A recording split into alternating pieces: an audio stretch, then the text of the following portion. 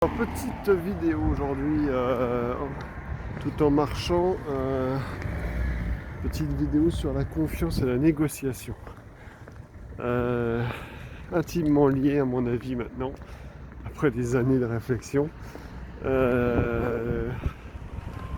J'ai entendu quelque part qu'il fallait savoir négocier et négocier même des petites choses et s'entraîner à le faire.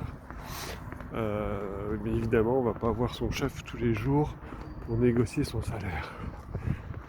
Ça, on le fait une ou deux fois par an peut-être, pour ceux qui osent le faire. Et il y a des personnes qui n'osent pas le faire. Bon, et un petit exemple. Hier, j'étais à la cantine. C'est pas un exemple de haut vol, hein, mais j'avais envie d'avoir un autre complément dans l'assiette plutôt que ce qui était proposé. Eh bien, combien de gens n'osent même pas le demander et finalement laissent dans leur assiette ce qui était, au standard, quoi. Bon, moi, je voulais pas de riz, je voulais plutôt des pommes de terre sautées. Hein, c'est pas compliqué, sauf que c'était pas le même stand.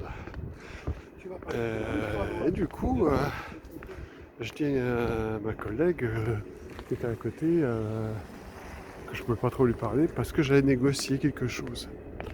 Mais vraiment dans l'intention de le négocier. Parce qu'en fait, c'était pas gagné d'avance. Et l'idée, c'est de ne pas avoir un échec. Donc là-dessus, il faut avoir de la confiance. Parce que quand on demande quelque chose qu'on pense déjà que ça va échouer, bah, c'est même pas la peine de commencer. Autant dire tout de suite, je laisse tomber. Ce que font peut-être 90% des gens. Donc j'arrive et je dis que je voudrais autre chose. Je voudrais un autre accompagnement. La personne qui servait me dit, ben moi je ne peux pas décider. Et donc j'explique à l'autre stand. Et il se trouve qu'il y avait, ça tombait bien, il y avait, je ne savais pas, le gérant qui avait, on va dire, le pouvoir de décision.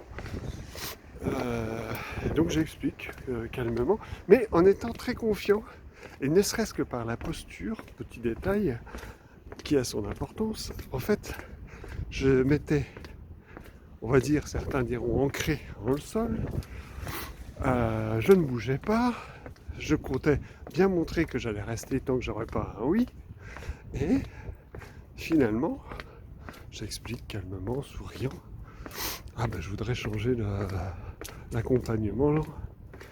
Et du coup, la personne, de par l'attitude, il m'a écouté. Donc déjà, quand quelqu'un vous écoute, il passe du temps, il faut le savoir. Et donc, après avoir passé du temps, il va avoir du mal à refuser. Puisqu'il va se dire, bon, j'ai commencé à mettre le doigt dans le grenage de la discussion, je vais aller jusqu'au bout de la discussion. Et c'est très difficile après de dire, tout ce temps-là, je l'ai perdu. Et finalement, j'ai écouté, et finalement, je vais dire non. J'aurais dû, dès le départ, dire non. Donc, il m'a écouté complètement. Et finalement, eh bien, il dit oui, d'accord, ça passe pour une fois. Il faut bien voir qu'ils ont peut-être 1000 plats dans la journée, si c'est pas plus. Donc c'est pas pour un plat, ça ne change strictement rien. Mais c'était juste par principe de dire que c'était pas une habitude à prendre.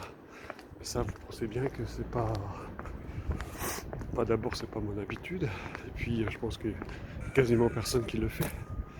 Mais c'était par principe pour qu'il affirme un petit peu son autorité. Et du coup, il me dit, voilà, vous préviendrez que c'est validé par le gérant. Donc voilà, un petit exemple, comme quoi il ne faut pas renoncer, s'il y a quelque chose qui plaît, il faut le dire, et régulièrement le faire. Parce que là, c'est pas un gros enjeu, hein. J'étais juste content d'avoir l'accompagnement que je souhaitais. Mais ça peut prendre beaucoup plus d'importance si vous allez voir votre boss et que vous demandez une augmentation ou un changement de métier ou une réorientation ou je sais pas moi, une rupture conventionnée, je ne sais pas. Ça peut prendre des grosses ampleurs. Commencer par des petites choses, ça c'est vraiment un bon conseil. Allez, ben, je vais mettre sur YouTube et puis si vous avez aimé, likez et transmettez à d'autres personnes que ça peut intéresser. Bonne journée.